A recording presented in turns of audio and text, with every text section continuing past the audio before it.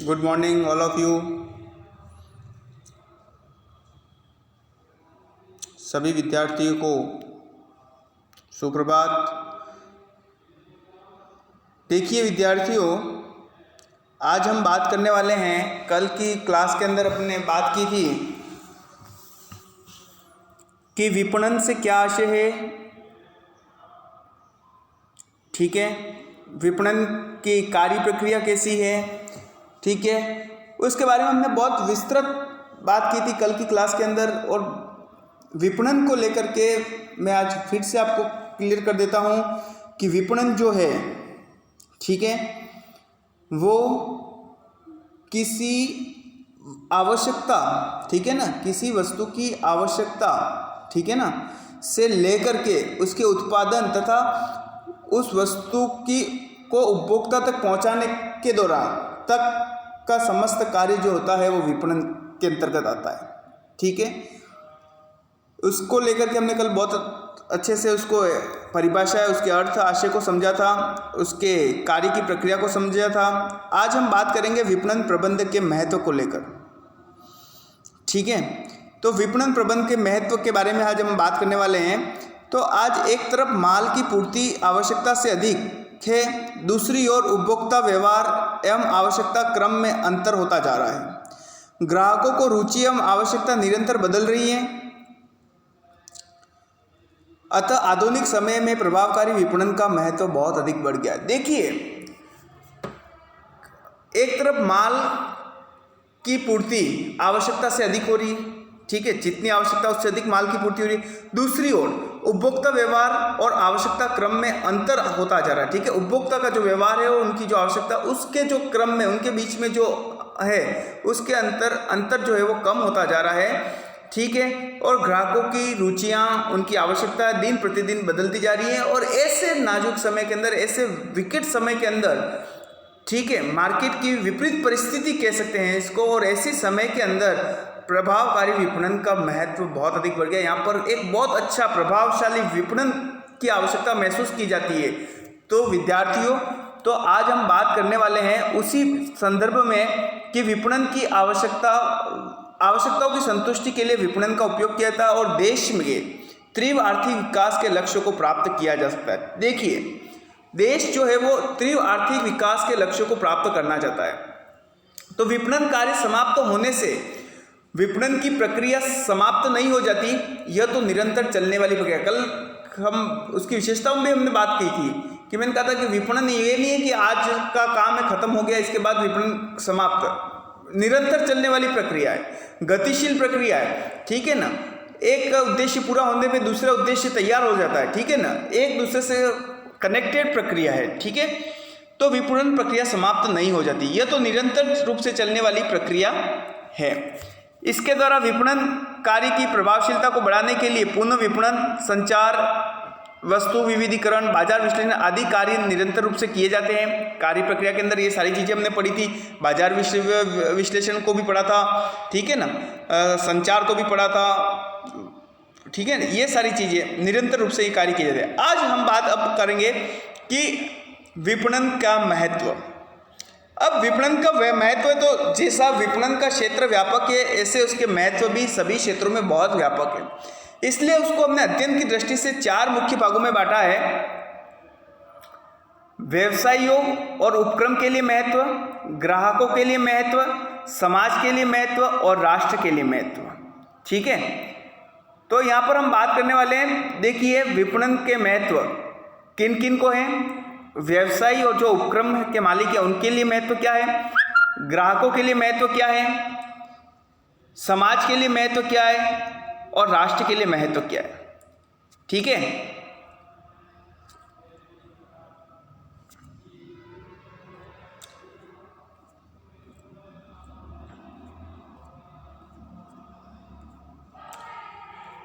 अब सबसे पहला पॉइंट हमारा यहाँ पे आ रहा है, व्यवसाय या उपक्रम के लिए महत्व। तो प्रभावकारी विपणन की व्यवस्था के बिना कोई भी संस्था आधुनिक समय में विकसित नहीं हो सकती। देखिए, कोई भी संस्था को विकास करने के लिए, उसको आगे बढ़ने के लिए प्रभावकारी विपणन का होना बहुत अनिवार्य है। और प्रभावकारी विपणन की कल्पना किए बिना हम किसी संस्था के विकास का सपना नहीं देख सकते हैं। ठीक है, क्योंकि आज का जो युग है बहुत प्रतिस्पर्धी युग है, कंपटीशन वाला युग है, और इसमें व्यवसाय के अस्तित्व को, विकास को, सफलता को कुशल बनाए रखना कुशल विपणन व्यवस्था पर निर्भर करता है। ठीक है, तो इसके कुछ पॉइंट है, उन पॉइंटों को देख के हम बात करेंगे। सबसे पहला पॉइंट यहाँ पे है व्यवसायियों के लिए उपक्रम का क्या और उपक्रम के लिए क्या महत्व है। तो प्रतिस्पर्धा में अस्तित्व बनाए रखने के लिए, देखिए, प्रतिस्पर्धा में अस्तित्व को बनाए रखने के लिए आधुनिक प्रतिस्पर्धी वातावरण में विपणन कार्यों के द्वारा ही संस्था अपने अस्तित्व को बनाए रख सकती है। क्योंकि विपणन का कार्य जो होता है वो किस प्रकार का होता है कि बाजार का विश्लेषण करना, नए बाजारों को पता लगाना, लोगों की आवश्यकताओं को पता लगाना और उनकी क्रय शक्ति का पता लगाना। ठीक है, वो किस मूल्य पर वस्तु खरीद सकते हैं। ठीक है, उनको ज्ञान, उनके नॉलेज का पता लगाना और उस सारी जानकारी का पता लगा करके उत्पादक को या उपक्रम को वो सारी जानकारियाँ उपलब्ध करवाना, ताकि वो उसके अनुसार उत्पादन कर सके, उस वस्तु को बना सके और उस वस्तु को उचित मूल्य पर, ठीक है ना, हमारे उपभोक्ता तक पहुंचाने का कार्य कर सके। तो इन सारे कार्यों के लिए जो मुख्य भूमिका जो है जिसकी है वो है विपणन प्रबंध की है। ठीक है, जो लोगों की आवश्यकताओं से लेकर के जब तक उन तक वस्तु नहीं पहुंची तब तक का सारा कार्य उसके अंतर्गत आ जाता है। फिर दूसरा जो पॉइंट है वो है नियोजन का आधार। विपणन प्रबंध बाजार एवं उपभोक्ताओं से जुड़ी हुई प्रणाली है। परिणाम स्वरूप इससे ग्राहकों की आवश्यकता, इच्छा, रुचि आदि का समुचित ज्ञान हो जाता है। देखिए, ग्राहक क्या चाहता है, कस्टमर क्या चाहता है। ठीक है, तो एक नियोजन प्रबंध बाजार एवं उपभोक्ता जुड़ी हुई प्रणाली है और परिणाम स्वरूप इससे ग्राहकों की आवश्यकता, कस्टमर की क्या आवश्यकता है, उसकी क्या इच्छा है, क्या रुचियां हैं, ठीक है, उसकी क्रय शक्ति कितनी है, ठीक है, और उस सारी बातों की जानकारी हमें हो जाती है, जिससे हम उस लेवल की वस्तु को बनाने का हमारे पास एक पूर्व निर्धारित एक योजना हम तैयार कर सकते हैं। और उसमें ये विपणन बहुत ही हमारे लिए, विपणन प्रबंध हमारे लिए बहुत ही महत्व का साबित होता है, सहायक साबित होता है।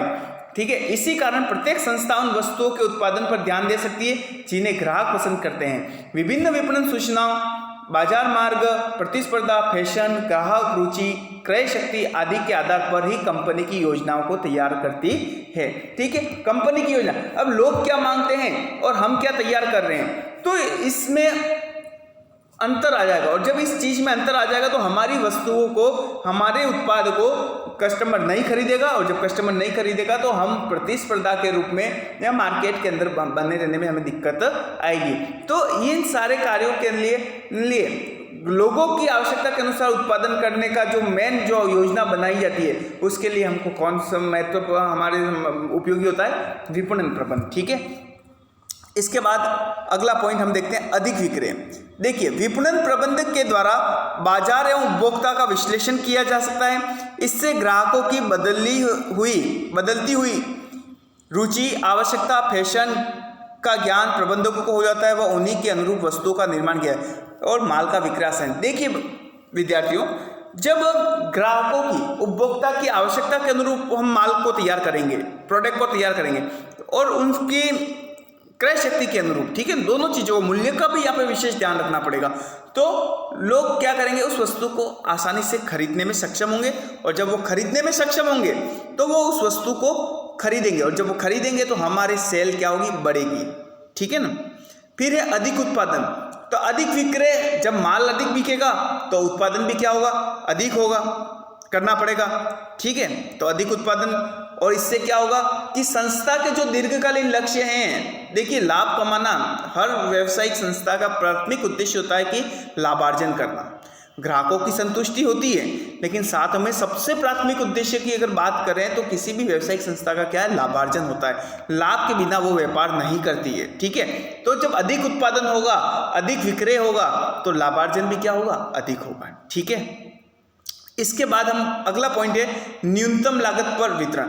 जब हम किसी वस्तु को बहुत ऊंचे स्तर पर प्रोडक्शन करते हैं, उत्पादित करते हैं, तो जब हम एक वस्तु को बनाएंगे और 100 वस्तु को बनाएंगे, ठीक है, तो अगर एक वस्तु को बनाएंगे और 100 वस्तु को बनाएंगे तो उसके अंदर जो हमारा मटेरियल लगेगा, टाइम लगेगा, तो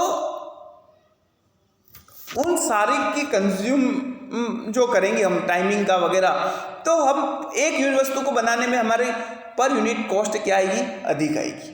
और उसी में टाइम में हम 100 यूनिट बना रहे हैं, तो वो एक यूनिट बना उस टाइम के अंदर जितना कंज्यूमिंग होगा, ठीक है, वो उन 100 यूनिट में बढ़ जाएगा। तो क्या होगा, लागत जो होगी तो वो पर यूनिट के हिसाब से क्या हो जाएगी, कम प्राप्त होगी। तो जब लागत कम प्राप्त होगी तो वस्तु का उत्पादन जब न्यूनतम लागत पे होगा तो हम प्रॉफिट अभी अधिकतम प्राप्त कर सकते हैं तथा उचित मूल्य पर ग्राहक की क्रय शक्ति के अनुसार, उसकी आवश्यकता के अनुसार हम उसे उपलब्ध करवा सकते हैं। फिर है लाभों में वृद्धि। प्रभावशाली विपणन व्यवस्था लाभों को बढ़ाने में सहयोग प्रदान करती है। माल की मांग बढ़ने पर क्रय लागत पर अधिक उत्पादन करके मांग की पूर्ति की जाती है। तो लाभों में विषय, जब मांग बढ़ेगी तो हमारा उत्पादन बढ़ेगा, जब उत्पादन बढ़ेगा तो सेल बढ़ेगी, सेल बढ़ेगी तो हमें क्या होगा, प्रॉफिट बढ़ेगा। जब ज़्यादा माल बिकेगा, ठीक है, अगर हम एक वस्तु दिन के अंदर 10 वस्तु बेचते हैं 100 रुपये की, तो कितने की वस्तु बेची हमने, 1000 रुपये की, ठीक है, और उसके ऊपर 10% प्रॉफिट हमको होता है। तो 1000 का 10% तो मतलब कितना हो गया, हमको प्रॉफिट हुआ, मतलब 1000 का 10% आप करोगे तो आपका 100 रुपया आपका प्रॉफिट हुआ। लेकिन आपकी वस्तु की मांग बढ़ जाती है और वही वस्तु आपकी की मांग 100 यूनिट मांग है, दिन के 100 यूनिट निकलने लग गए, तो आपका प्रॉफिट क्या होगा, बढ़ेगा कि बढ़ेगा। आप एक दिन की 10 वस्तु बेचते हैं, ठीक है ना, तो पर यूनिट कॉस्ट आपके मतलब प्रॉफिट, जब मांग बढ़ेगी तो प्रॉफिट भी आपके क्या होगा, बढ़ेगा। फिर मध्यस्थों की प्राप्ति में सहायक।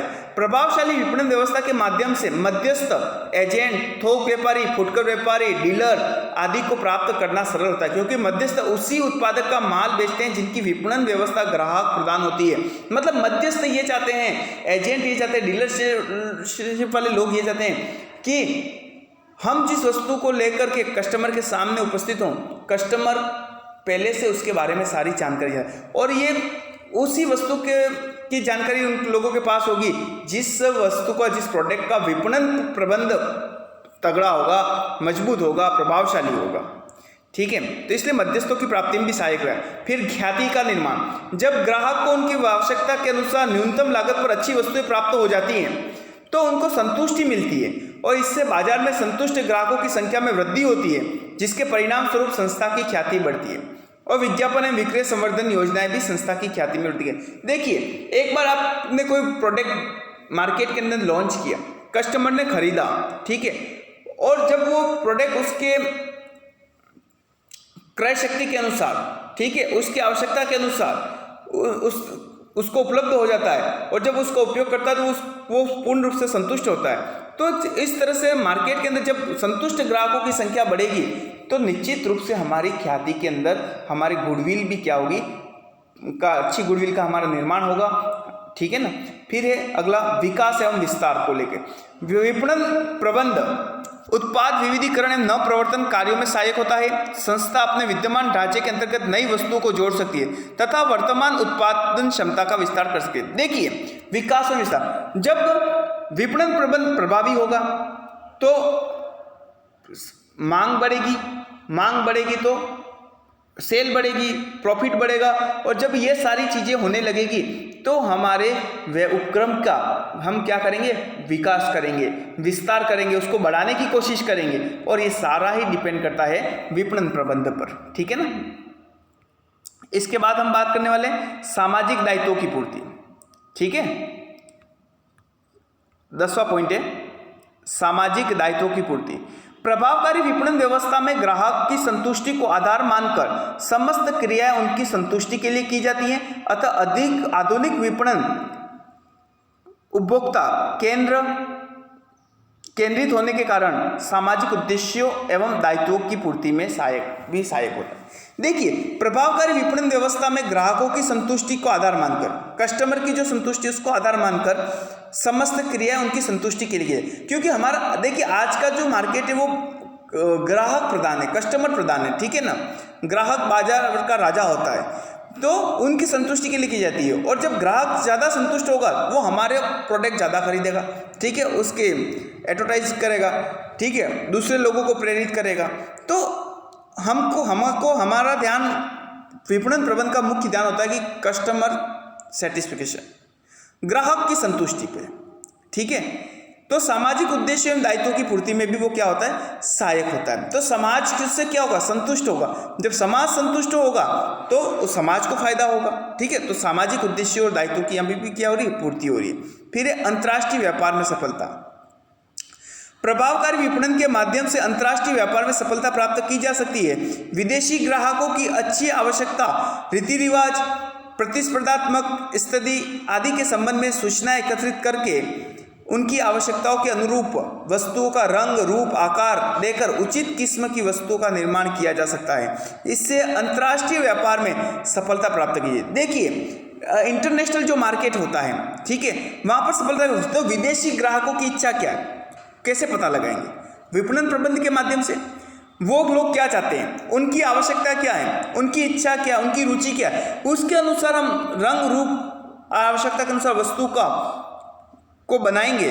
और बनाने के बाद जब इंटरनेशनल मार्केट के अंदर हम जैसे ही कदम रखेंगे और लोगों को की आवश्यकताएं संतुष्ट हो गई तो हमारा इंटरनेशनल व्यापार भी क्या होगा, व्यापार, अंतर्राष्ट्रीय व्यापार में भी हमें सफलता, भारी भरकम अच्छी से सफलता प्राप्त करने में सहायक। तो इस तरह से ये जो महत्व थे वो व्यापारियों के लिए थे, ठीक है ना, उपक्रम के लिए थे, मालिकों के लिए थे, जो बिजनेसमैनों के लिए क्या महत्व थे। उसी तरह विपणन प्रबंधन का महत्व व्यापक क्षेत्र में पहले बता चुका हूं। तो विपणन प्रबंधन का महत्व सिर्फ व्यापारी के लिए नहीं, उपक्रम के लिए नहीं, ग्राहकों के लिए भी होता है, राष्ट्र के लिए भी होता है, समाज के लिए भी होता है। तो अब ग्राहकों के लिए हम विपणन प्रबंधन की बात करते हैं। तो प्रभावकारी विपणन व्यवस्था ग्राहकों को भी लाभ होता है और ये ग्राहकों के हितों की रक्षा करती है। देखिए प्रभावकारी विपणन प्रबंधन, विपणन व्यवस्था जो होती है वो ग्राहकों के हितों की रक्षा करती है, ठीक है। अब कैसे करती है, तो इसके कुछ पॉइंट हैं जिनके बारे में अपन चर्चा कर रहे हैं। तो सबसे पहला पॉइंट है सस्ती व श्रेष्ठ वस्तुओं की उपलब्धि। सुदृढ़ विपणन योजनाओं के फलस्वरूप उत्पादन लागत एवं विपणन लागत में क्या होती है, कमी होती है। तो विपणन योजना, सुदृढ़ विपणन अगर योजना होती है तो उसके कारण क्या होता है, उत्पादन लागत और विपणन लागत में क्या होती है, कमी हो जाती है। तो प्रतिस्पर्धात्मक परिस्थितियों व्यवसायियों को प्रतिस्पर्धा मूल्यों पर माल उपलब्ध कराने के लिए मजबूर कर रही है और इस प्रकार ग्राहकों की सस्ती और श्रेष्ठ वस्तु उपलब्ध कराना क्या हो जाता है, संभव हो पाता है। दूसरा है आवश्यकताओं की पूर्ति। प्रभावशाली विपणन व्यवस्था में ग्राहकों की आवश्यकता, रुचियां, इच्छा आदि का महत्वपूर्ण स्थान होता है और विपणन अनुसंधान ग्राहकों को की बदलती हुई रुचियों, आवश्यकताओं, फैशन का ज्ञान हो जाने से नई नई वस्तुओं का निर्माण संभव होता है। इस प्रकार ग्राहक को नई नई वस्तुओं वह स्थानापन्न वस्तुओं का उपयोग का अवसर मिलता है, सप्लीमेंट्री वस्तु मिल जाती है और उसकी आवश्यकता की पूर्ति हो जाती है, ठीक है ना। अब जैसे मार्केट के अंदर चाय आई और कॉफ़ी है, तो चाय की जब कमी होगी तो उसका सप्लीमेंट क्या है, उसका विकल्प क्या है, हमारे पास कॉफ़ी है तो उसका यूज़ कर सकते हैं, ठीक है ना। इस तरह हम आवश्यकताओं की पूर्ति कर सकते हैं। फिर एक ज्ञान में वृद्धि। विज्ञापन, विक्रय, कला, विक्रय संवर्धन के माध्यम से ग्राहकों को जिस वस्तु के अनेक पहलुओं की जानकारी प्रदान की जाती है, इस प्रकार विपणन उपभोक्ताओं को शिक्षित व जागरूक बनाने का कार्य भी करता है। देखिए विपणन प्रबंधन के अंदर आपका विज्ञापन भी आ जाता है, एडवर्टाइजमेंट आ जाता है, ठीक है।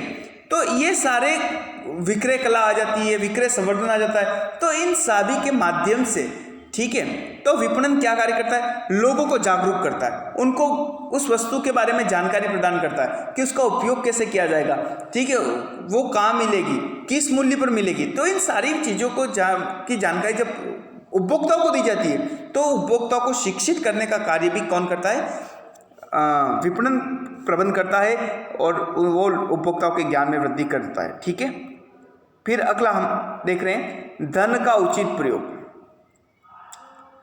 आज का ग्राहक विभिन्न वस्तुओं के रंग, रूप, गुण, मूल्य आदि का भी तुलनात्मक अध्ययन करके अपनी आवश्यकता तथा रुचि के अनुसार उचित क्रय निर्णय ले सकता है। वह विज्ञापनों द्वारा की गई सूचनाओं के आधार पर घर बैठकर ही आसानी से वस्तुओं का तुलनात्मक अध्ययन कर सकता है। देखिए, विपणन के द्वारा क्या होता है कि विज्ञापन के द्वारा वस्तुओं की सूचियां उपलब्ध करवाई जाती है। किसको? ग्राहक को। ग्राहक विभिन्न उत्पादकों के वस्तुओं का तुलनात्मक अध्ययन करता है। भाई ये वस्तु हमको कितने मिल रही है, इसके अंदर क्या फीचर्स हैं, ये वस्तु कितने मिल रही है, इसके अंदर क्या फीचर्स है, ठीक है, हमारी आवश्यकताओं की संतुष्टि पूर्ति कहाँ हो रही है, ठीक है, वो हमें कितने में पड़े, मतलब वो तुलनात्मक अध्ययन करके दो से अधिक वस्तुओं का तुलनात्मक अलग अलग उत्पादकों की वस्तुओं का तुलनात्मक अध्ययन करके वो क्या करेगा, अपने पैसे को बचाएगा। पैसे को कैसे बचाएगा? उसको जो वस्तु सस्ती पड़ रही है और सस्ती के साथ अधिकतम संतुष्टि प्रदान कर रही है तो वो वस्तु खरीदेगा, तो उसके धन का क्या होगा? उचित उपयोग होगा। ठीक है। जीवन स्तर में वृद्धि। विपणन प्रबंध द्वारा अनेक उपयोगी एवं साख सुविधा की वस्तुएं तथा मनोरंजन एवं विलासिता की सुविधा ग्राहकों को उपलब्ध करवाकर समाज के जीवन स्तर में वृद्धि कर, लोगों को नया जीवन स्तर प्रदान करता है, नई नई वस्तुएं उपलब्ध करवाकर, ठीक है, उनका जो जीवन जीने की शैली है उसके अंदर भी वृद्धि करने का कार्य कौन करता है? विपणन प्रबंध करता है। फिर है विक्रय उपरांत सेवा ग्राहक समर्थन। ठीक है ना। तो ये क्या है कि विपणन के द्वारा आज ग्राहकों को अनेक विक्रय उपरांत सेवाएं जैसे मरम्मत, गृह सुपुर्दगी, वस्तु स्थानापन्न, माल परिवर्तन, उपभोग संबंधी निर्देश आदि निःशुल्क प्रदान की जाती है, जिससे ग्राहक क्या होते हैं? लाभान्वित होते हैं। उनको मदद की जाती है वस्तुओं का चॉइस करने के अंदर कि आपको कौन सी वस्तु खरीदनी है, उसके अंदर आपको क्या फायदा होगा, आपकी आवश्यकता क्या है, आपकी रुचि क्या है। तो इसके लिए विक्रय उपरांत सेवा का लाभ भी ग्राहकों को इसके माध्यम से मिलता है। फिर बाजार सूचनाओं की जानकारी।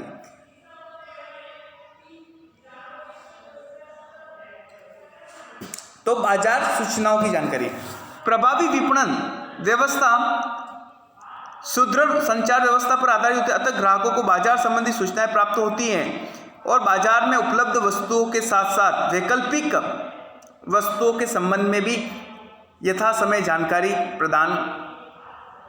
जानकारी विज्ञापन विक्रेता विक्रय संवर्धन साधनों से प्राप्त होती है। देखिए, बाजार के अंदर की जो सूचनाएं होती हैं, ठीक है ना, अब बाजार की सूचना के कि कौन सी वस्तु मिलेगी, कहाँ मिलेगी, उसका मूल्य क्या होगा, इन सारी बातों की जो जानकारी कस्टमर को किसके माध्यम से होती है?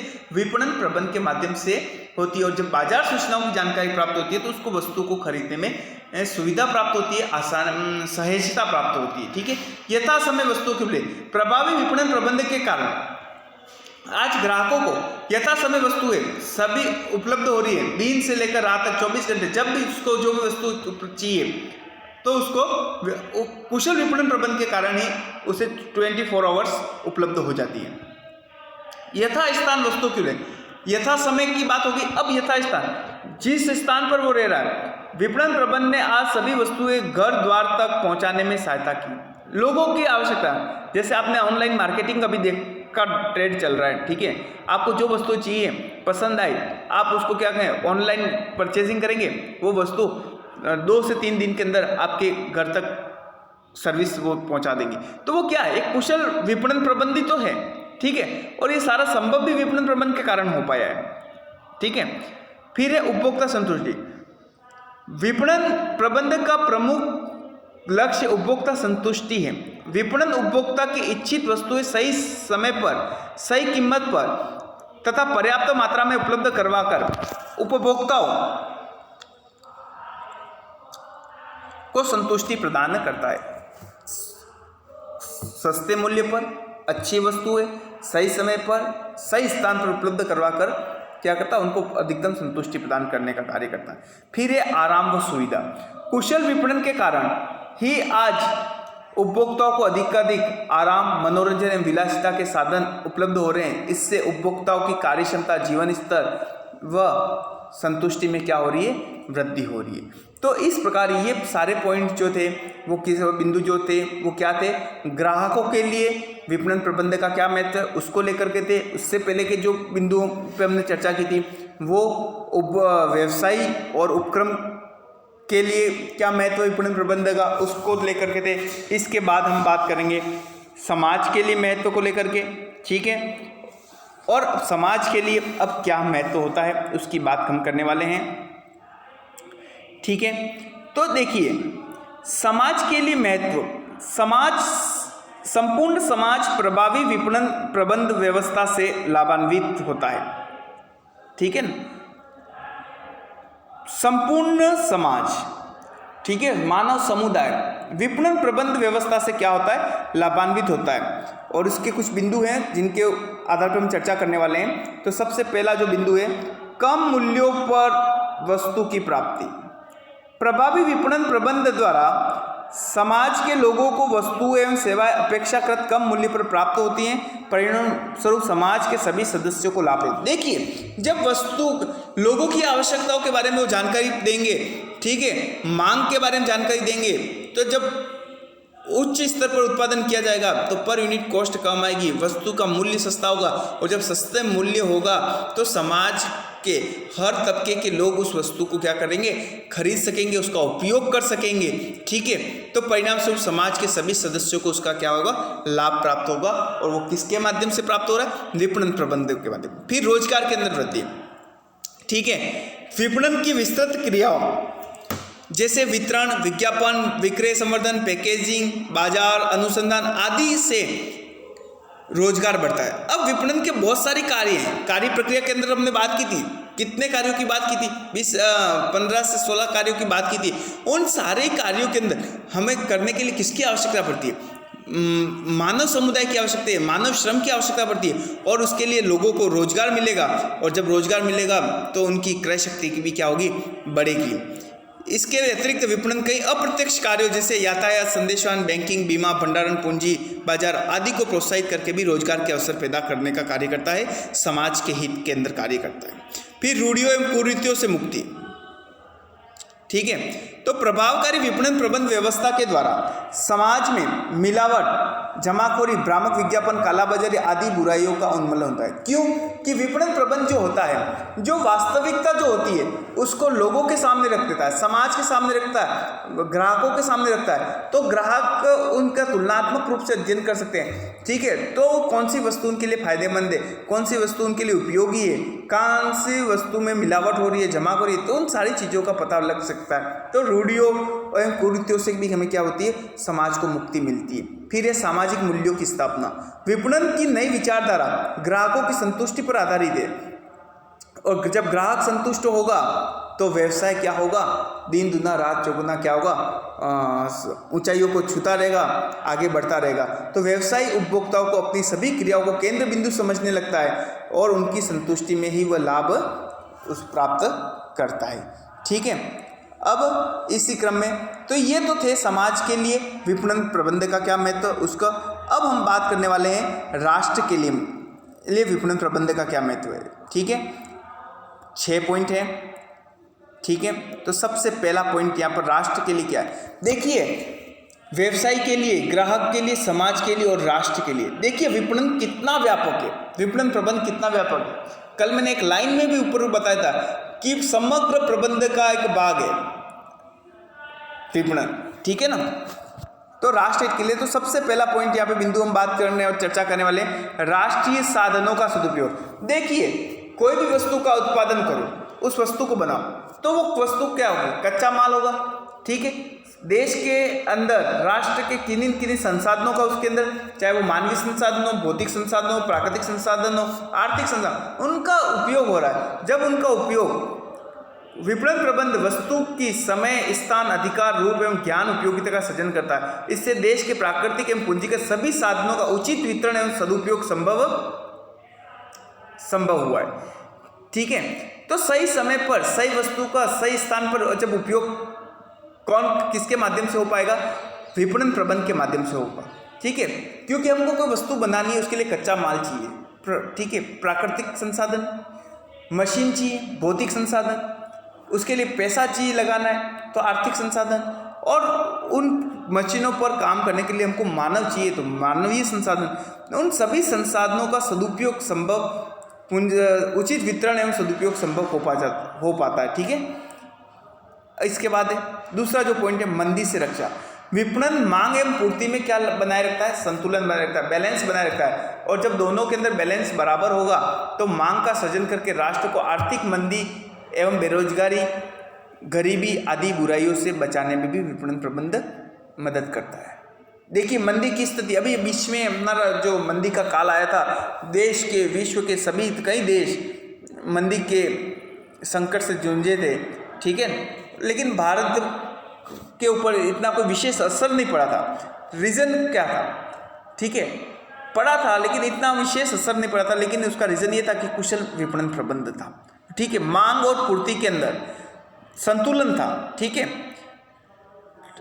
इसके बाद है अगला पॉइंट, राष्ट्रीय उत्पादन में वृद्धि। विपणन प्रबंध वस्तु एवं सेवाओं की मांग को प्रोत्साहित करके राष्ट्रीय उत्पादन में क्या करता है, प्रोत्साहित करता है। राष्ट्रीय उत्पादन बढ़ेगा, एक व्यक्ति का उत्पादन नहीं, एक व्यक्ति कोई वस्तु बना रहा है तो वो उस व्यक्ति का उत्पादन नहीं, वो समग्र रहा, क्योंकि उसका हिस्सा पूरे राष्ट्रीय आय के अंदर जुड़ा हुआ होता है। आप इकोनॉमिक्स के अंदर पढ़ेंगे, राष्ट्रीय आय करके एक चैप्टर आएगा, आता है, ठीक है। तो उस हम मेहनत मजदूरी भी कर रहे हैं, तो हम जो भी पैसा कमा रहे हैं मजदूरी के माध्यम से भी कमा रहे हैं, हमको लग रहा है कि कौन देख रहा है, तो हमारा उस मजदूरी का भी हिस्सा राष्ट्रीय आय के अंदर जुड़ा हुआ होता है। फिर है निर्यात वृद्धि। विपणन प्रबंध अंतर्राष्ट्रीय बाजार अनुसंधान करके विदेशी बाजारों में फर्मों को प्रवेश दिलाता है। विदेशी बाजारों में हमारे देशी जो फर्म हैं उनको प्रवेश दिया जाता है, और साथ ही लागत एवं किस्म में सुधार करके निर्यात बाजार में वस्तुओं को हम क्या करते हैं, उस प्रतिस्पर्धा में हम जमने की कोशिश करते हैं, और इस प्रकार विदेशी मुद्रा के अर्जन में विपणन प्रबंध क्या होता है, सहायक होता है, ठीक है। और जब विदेशी मुद्रा हमारे पास आएगी तो हमारे पास क्या होगा, हम एक विकसित राष्ट्र की श्रेणी के अंदर बढ़ेंगे। फिर है सरकारी आय। प्रभावी विपणन व्यवस्था से माल के उत्पादन, विक्रय, आय में वृद्धि होती है, और जब इन सब में वृद्धि होगी तो सरकार की आय में भी वृद्धि होगी, क्योंकि इन सब के ऊपर क्या लगता है, टैक्स लगता है, कर लगता है, प्रत्यक्ष अप्रत्यक्ष करों में वृद्धि होगी। और जब प्रत्यक्ष अप्रत्यक्ष कर जब बढ़ेंगे तो वो कहाँ जाएंगे, सरकार के पास जाएंगे, और जब सरकार उन करों का, उस पैसे का उपयोग कहाँ करती है, देश के विकास के अंदर करती है, ठीक है ना, सार्वभौमिक विकास के अंदर उसका उपयोग करती है। फिर है कृषि एवं सहायक उद्योगों का विकास। प्रभावी विपणन प्रबंध व्यवस्था द्वारा कृषि एवं अन्य सहायक उद्योग के विकास को भी प्रोत्साहन मिलता है। इससे राष्ट्र का समन्वित विकास होता है, ठीक है, संपूर्ण राष्ट्र का विकास होता है, क्योंकि विपणन प्रबंध तो कृषि के अंदर, जब खेती के अंदर जो उत्पादन हो रही है, फसलें हो रही है, उनको सही समय पर सही स्थान पर अगर हम पहुंचाएंगे तो उनका क्या होगा, रूप परिवर्तन, रंग परिवर्तन होगा, ठीक है ना।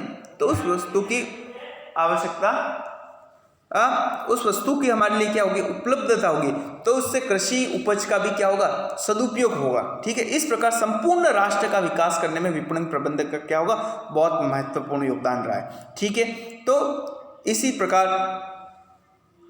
हर वर्ग विपणन प्रबंध से लाभान्वित होता है, चाहे वो व्यवसायिक वर्ग हो, ग्राहक हो, समाज हो और राष्ट्र हो, ठीक है। तो इतना व्यापक है विपणन प्रबंध, ठीक है। इस प्रकार आज का ये चैप्टर आपका यहीं फिनिश होता है। आपको इसके क्वेश्चन आंसर कर लेने हैं, ठीक है। नोट्स में आपको PDF सेंड कर रहा हूँ, और इसी के साथ ये आपका विपणन प्रबंध का यूनिट 3 का चैप्टर 1, मतलब चैप्टर नंबर यूँ किताब के अनुसार 6वां चैप्टर है, और यूनिट 3 का पहला चैप्टर है, वो आपका समाप्त होता है।